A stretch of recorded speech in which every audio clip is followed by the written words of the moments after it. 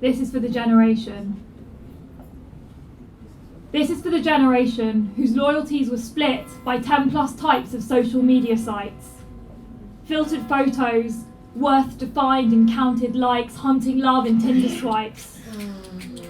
The whole world at our fingertips in a series of taps and clicks, and only from behind the isolation of a closed bedroom door. This is for the generation who saw mental health statistics soar, with depression becoming a social norm, as the internet turned self-harm into a craze for lost, alone young girls who learned to graze their skin and starve, avoid and throw up food that we now didn't want, perhaps because there was simply so much of it. The choice, consumerism born, boy sexuality deformed by porn. This is for the generation that innocently numbed itself with THC so far removed from its natural state, hydroponic skunk that rotted brains into paranoid and schizophrenic wrecks, and it was such a shame, because all we wanted was to be creative and connect. This is for the generation cocaine train wrecked in overpriced London clubs, shouting at each other about which dickhead politician to elect without listening, pupils glistening, mouths moving too quickly, ears shut, arguing themselves into ruts, pouring stimulants and depressants into bodies still marked by teenage cuts, drinking to stop thinking.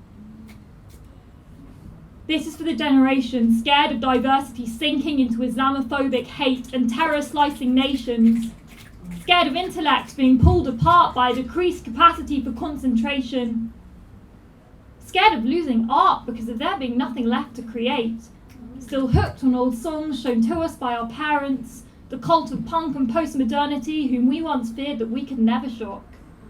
How wrong we were when comfort disappeared.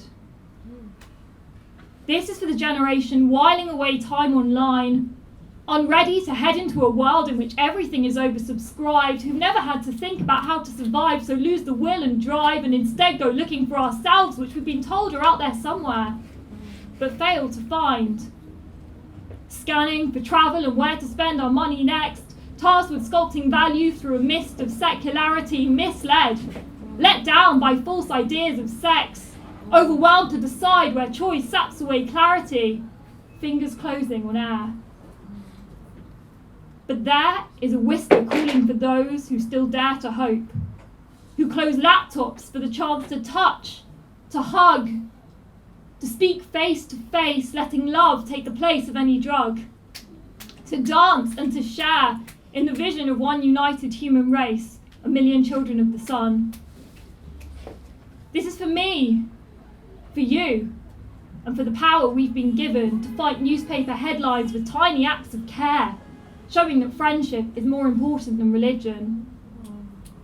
And maybe, if we write and love and create hard enough, then we'll see tiny changes, smiles intoned between lips of different skin tone strangers, schools swapping lists of arbitrary rules, for education about life, relationships, how to face Monday mornings. This is for stars in eyes that won't go out with the night and desires that won't die. A sense of beauty that remains to be transposed, the willingness, an urge to try, to sit and quietly listen, or to stand and make words scream, to express.